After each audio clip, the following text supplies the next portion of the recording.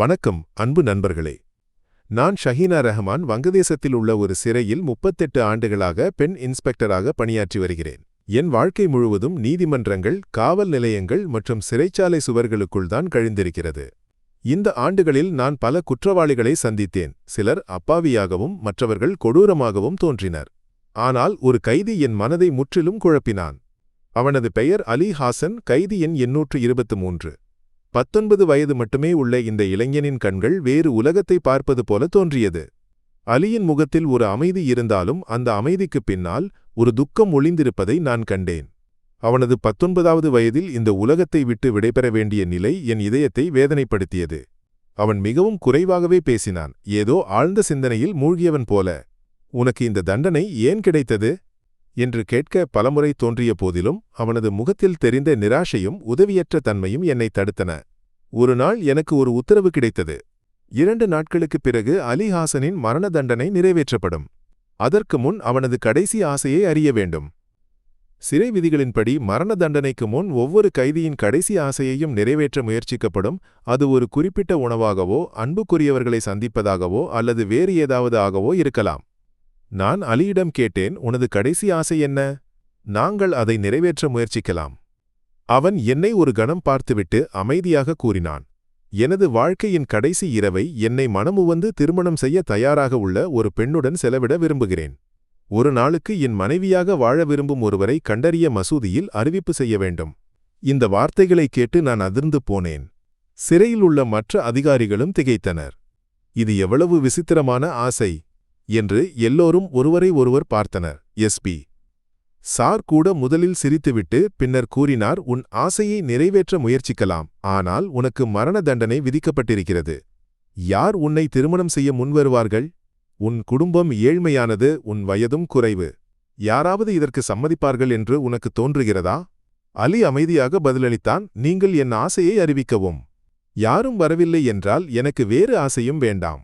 என் தண்டனையை நிறைவேற்றுங்கள்." அவனது இந்த தைரியமும் பிடிவாதமும் எங்களை ஆச்சரியப்படுத்தியது. அவனது ஆசையை நிறைவேற்ற முடிவு செய்தோம். மசூதியில் அறிவிப்பு செய்யப்பட்டது. மரண தண்டனை விதிக்கப்பட்ட அலி ஹாசன் தனது கடைசி நாளை ஒரு பெண்ணை திருமணம் செய்து ஒரு இரவு செலவிட விரும்புகிறான். இதற்கு தயாராக உள்ளவர்கள் முன்வரவும். இது எங்களுக்கு ஒரு நகைச்சுவையாக தோன்றியது. இப்படி ஒரு திருமணத்துக்கு யார் சம்மதிப்பார்கள்? ஆனால் ஒரு மணி நேரத்திற்குள் ஒரு காவலர் ஓடி வந்து கூறினார், "சிறைவாசலுக்கு முன் ஒரு பெண் மணப்பெண் உடையில் நிற்கிறாள். அவளுடன் ஒரு மௌலவியும் இருக்கிறார்." நாங்கள் அதிர்ந்தோம். வெளியே சென்றபோது 17 முதல் 18 வரை வயது உள்ள ஒரு பெண் பாத்திமா மணப்பெண் உடையில் நின்று கொண்டிருந்தாள். அவளுடன் ஒரு மௌலவி கையில் திருமண பதிவேட்டை பிடித்திருந்தார். எஸ்பி சார் கேட்டார், "உன் பெயர் என்ன? இங்கு ஏன் வந்திருக்கிறாய்?" பாத்திமா அமைதியாக கூறினாள், "நான் அலியை திருமணம் செய்ய வந்திருக்கிறேன். நான் அவனை காதலிக்கிறேன். அவனது கடைசி ஆசையை நிறைவேற்ற நான் தயாராக இருக்கிறேன்." மௌலவி கூறினார், "நான் இந்த பெண்ணை தடுக்க முயற்சித்தேன், ஆனால் அவள் ஒரு வார்த்தையை கூட கேட்கவில்லை. அவனது தண்டனை பற்றி தெரிந்தும் அவள் அலியை திருமணம் செய்ய முடிவு செய்தாள். எங்களால் நம்ப முடியவில்லை. இவ்வளவு தைரியத்துடன் இப்படி ஒரு முடிவை யார் எடுப்பார்கள்? ஆனால் சிறை விதிகளின்படி கைதியின் கடைசி ஆசையை நிறைவேற்றுவது எங்கள் கடமை." மௌலவியை சிறை அலுவலகத்திற்கு அழைத்தோம். அலியை அறையிலிருந்து அழைத்து வந்தோம். திருமண விழா எளிமையாக நடந்தது. திருமணத்திற்கு பிறகு அலி புன்னகையுடன் கூறினான், "நீங்கள் உறுதியளித்தபடி என் மணப்பெண்ணை என் அறைக்கு அனுப்ப வேண்டும். நான் அவளுடன் பேச வேண்டும், என் நினைவுகளை புதுப்பிக்க வேண்டும். ஒரு நாள் கழித்து அவள் செல்வாள். பின்னர் நீங்கள் என் தண்டனையை நிறைவேற்றினாலும் எனக்கு வருத்தமில்லை." அவனது வார்த்தைகள் என் இதயத்தை தொட்டன. இதுதான் உண்மையான காதலா? இழப்புகளைப் பற்றி சிந்திக்காமல் தைரியத்துடன் முன்னேறுவது என்று மனதில் நினைத்தேன். எஸ்பி சாரின் உத்தரவின்படி நான் பாத்திமாவை அலியின் அறைக்கு அழைத்துச் சென்று கதவை பூட்டினேன். அவள் விரைவில் இவற்றையெல்லாம் பார்த்து வெளியே வரக் கோருவாள் என்று நினைத்தேன். ஆனால் நேரம் செல்ல செல்ல கதவை திறக்க முயற்சிக்கும் சத்தங்கள் கேட்டன. முதலில் நான் அதை புறக்கணித்தேன், ஏனெனில் கதவுக்கு வலுவான பூட்டு இருந்தது. ஆனால் திடீரென ஒரு உரத்த சத்தம் என் இதயத்தை அதிர வைத்தது. நான் அறையை நோக்கி ஓடினேன். "என்ன நடந்தது?" என்று கேட்டு உள்ளே பார்த்தேன். பாத்திமா மணப்பெண் உடையில் முகத்தை மறைத்து நின்று கொண்டிருந்தாள். அவளது மூச்சு இயல்பற்று இருந்தது, உடல் நடுங்கிக் கொண்டிருந்தது. "என்னை இங்கிருந்து அழைத்துச் செல்லுங்கள், என்னால் இங்கு இருக்க முடியாது" என்று நடுக்கத்துடன் கூறினாள். "என்ன பிரச்சனை? உன் விருப்பப்படி தானே திருமணம் செய்து கொண்டாய். இப்போது ஏன் பயம்?" என்று கேட்டேன். ஆனால் அவள் எதுவும் பேசாமல் ஆடைகளை இறுக்க பிடித்து நின்றாள். நான் கதவை திறந்தேன். அவள் வேகமாக வெளியே ஓடினாள்.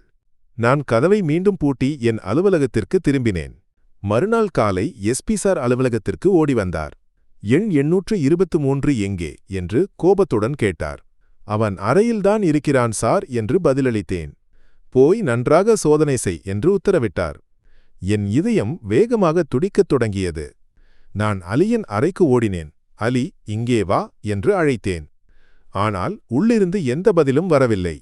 ஜன்னல் வழியாக உள்ளே பார்த்தபோது நான் அதிர்ந்து போனேன். ஆணின் உடையில் ஒருவர் சுவரை நோக்கி முகத்தை திருப்பி படுத்திருந்தார்.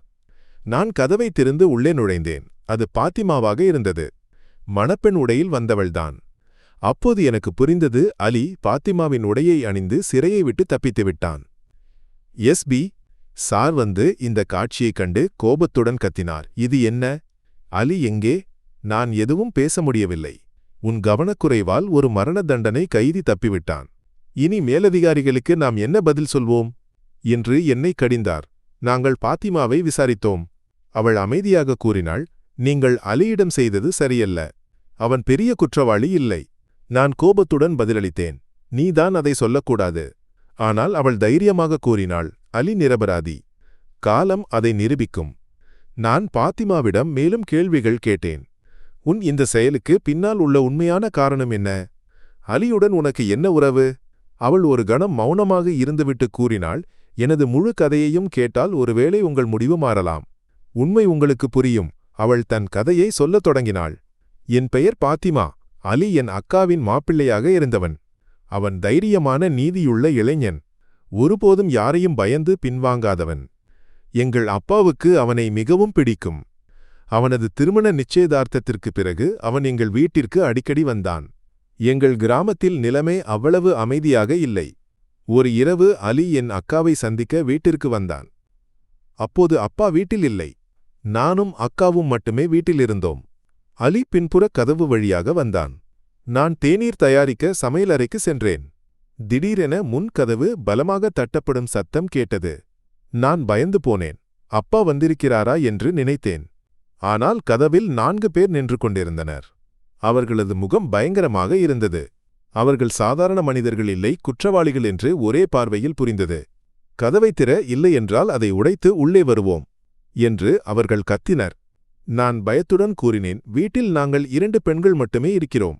தயவு செய்து செல்லுங்கள். ஆனால் ஒருவன் புச்சத்துடன் கூறினான், உன் வீட்டில் ஒரு ஆண் வந்திருப்பது எங்களுக்கு தெரியும். எங்களை முட்டாளாக்க முயற்சிக்காதே. அலி இந்த சத்தத்தை கேட்டு வெளியே வந்தான். அவன் கதவை திறந்து அவர்களை உள்ளே அழைத்தான். நான் பயந்து என் அறையில் ஒளிந்து கொண்டேன். ஆனால் வெளியே நடந்தவை அனைத்தையும் கேட்டேன். அலி தைரியமாக அவர்களை எதிர்கொண்டான். அவர்களில் ஒருவன் அலியிடம் மோசமாக பேசினான். அலியின் கோபம் உயர்ந்தாலும் அதை அவன் கட்டுப்படுத்தினான். ஏனெனில் அவர்கள் 4 அவன் தனியாக. அவனுக்கு ஏதாவது நேர்ந்தால் எங்களை காப்பாற்ற யாரும் இருக்க மாட்டார்கள். அவர்கள் எங்கள் அப்பாவுக்கு கடன் கொடுத்தவர்கள். அப்பா வீட்டில் இல்லாதபோது அவர்கள் எங்களை தொந்தரவு செய்வார்கள். இது எங்கள் அன்றாட வாழ்க்கையின் ஒரு பகுதியாக மாறியிருந்தது. ஆனால் ஒரு இரவு ஒரு பயங்கரமான சம்பவம் எங்கள் வாழ்க்கையை மாற்றியது. அன்று இரவு என் அக்கா அவளது அறையில் தூங்கிக் கொண்டிருந்தாள். திடீரென ஜன்னல் உடையும் சத்தம் கேட்டது. யாரோ வலுக்கட்டாயமாக வீட்டிற்குள் நுழைய முயற்சிக்கிறார்கள். அதே நேரத்தில் அலி வீட்டிற்கு வந்திருந்தான். ஒரு குண்டன் ஜன்னல் வழியாக உள்ளே குதிப்பதை அவன் பார்த்தான். அலிக்கு இதை சகிக்க முடியவில்லை. அவன் அவர்களை எதிர்த்தான். ஒரு பெரிய மோதல் ஏற்பட்டது.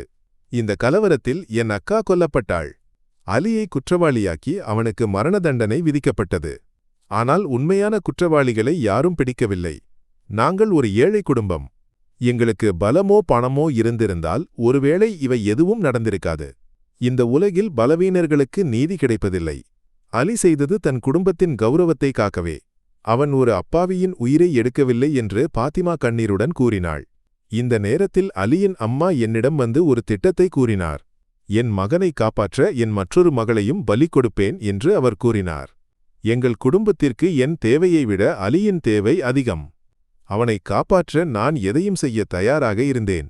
அதற்காகவே இந்த திருமண நாடகத்தை நடத்தினேன். அலி சிறையை விட்டு ஒரு புகழ்பெற்ற வழக்கறிஞரை சந்திக்கச் சென்றான். முன்பு ஒரு விபத்தில் அலி அந்த வழக்கறிஞரின் உயிரை காப்பாற்றியிருந்தான். அவனுக்கு நன்றி செலுத்தும் விதமாக அந்த வழக்கறிஞர் அலியின் வழக்கை ஏற்றார்.